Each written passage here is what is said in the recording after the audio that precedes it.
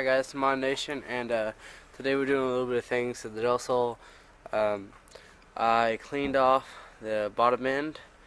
I did some paint work. It's gonna be a funny joke. I did clean off some of the valves. The head wasn't done today. Today's Tuesday. The head's not done yet. Stoopicold is coming up on the 20th, so we're trying to get this car to Stoopicold by 20th. Most people can do it, but I don't know. I'm still learning. Hopefully nothing fails. Still waiting for the head bolts to come in. I'm actually about to check them out right now. As soon as the head bolts come in, and the head comes back, I can light the valves and then get everything ready to go. Turn it on, time it, get everything ready, and I fingers crossed that the head was the problem. So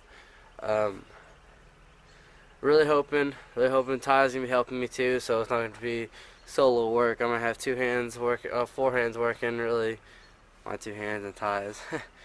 But me and him are gonna bust our butt and our knuckles trying to get everything ready. So alright, but this is Mon Nation, and peace.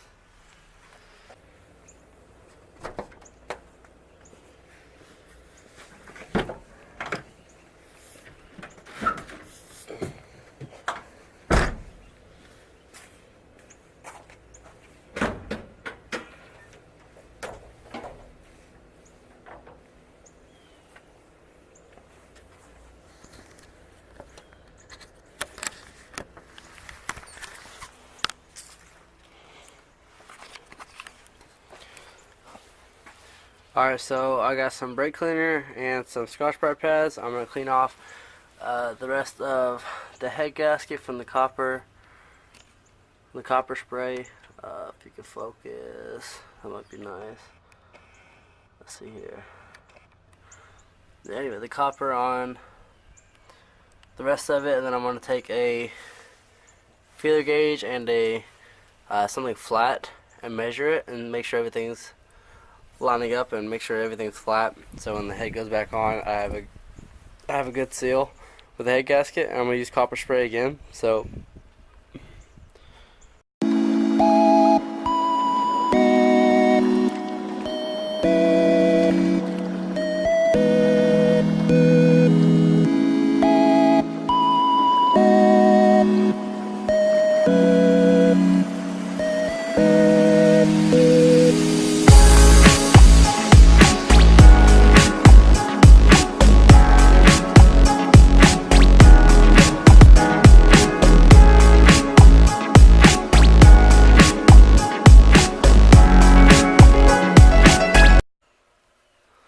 I don't know how well you can see these right now. It's pretty bad lighting right now. I mean, I have just desk lamp. That's all I have. But I went ahead and I polished up some of the intake valves. Here's a new one. I got it because one of them were bent. Let's see here. Yeah, so one of them was bent. So I got a new one. They don't match the other ones. I hope that's not a problem. They have the same length and they look like they are the same size around. So I think it should be alright, but I mean, we're gonna learn as we go. But I've been having a problem with cleaning all the gunk off the bottom of the exhaust valves. I tried letting them soak in WD-40 for a little bit, and WD-40 is really a solvent, more of a lubricant. So I got some brake cleaner, some strong brake cleaner. I'm not sponsored or anything like that. I got some brake cleaner here. This is supposed to be the good kind. So hopefully that works. I'm gonna soak it down for a little bit, let it soak while I'm finishing up cleaning off the bottom end of my motor, and then we'll see. We'll go from there. I mean, that's pretty gunked up. Yeah, I'm trying to clean all of that off. I really should have bought all new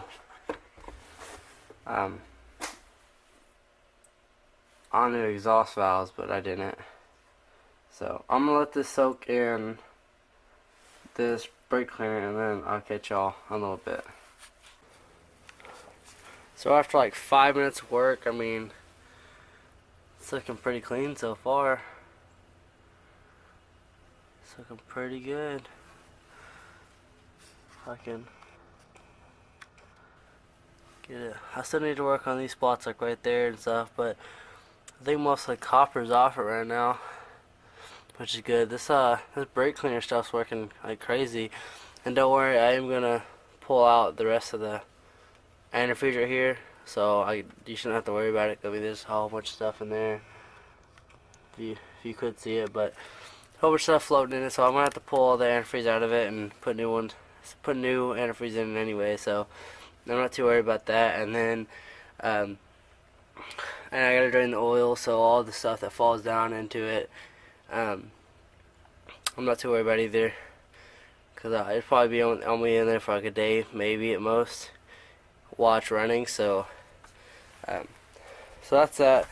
So I'm gonna keep working on this little bit right here, see what I can get out without scuffing too much up, because I don't want to get too deep in it. But alright, cool. So what I'm doing right now is taking this, which is not what you're supposed to do. You're supposed to have like a straight piece of metal,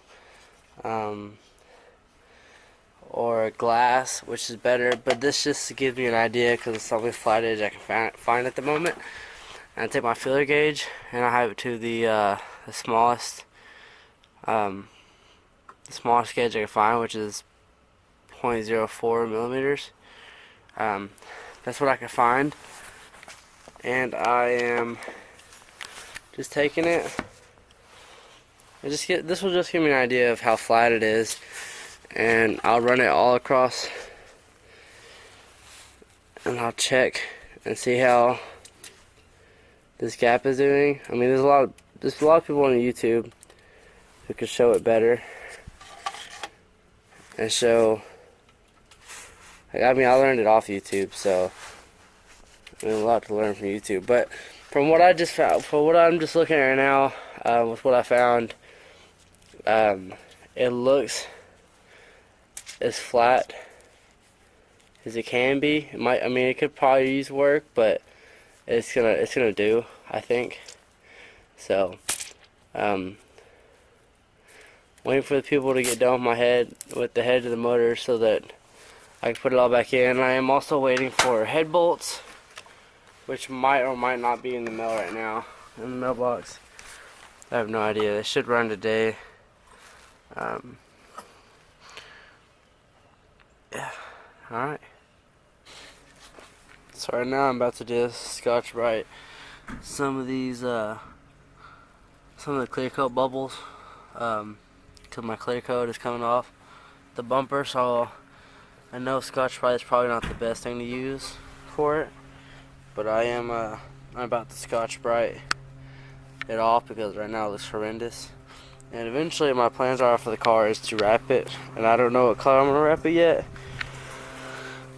Maybe something crazy, you know, something that like really gets people's eyes popping, but yeah, so right now I'm about to Scotch-Brite the rest of that off.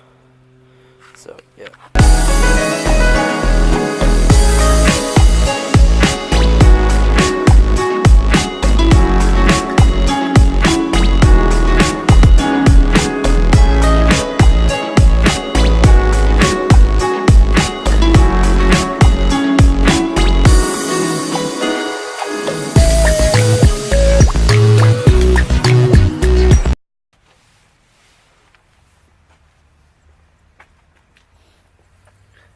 That's all the paint I just pulled off with Scotch-Brite. It's a lot of paint. Some people out there can be like, no, why'd you do that? But I did it.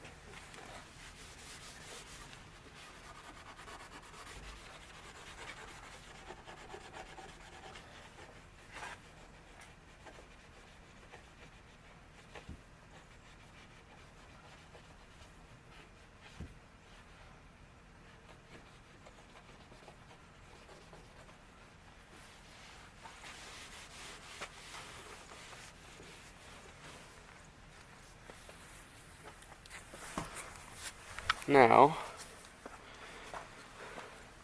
so much better. No bubble, no ugly bubbles surrounding it. No ugly bubbles, can't be doing that. Nope. So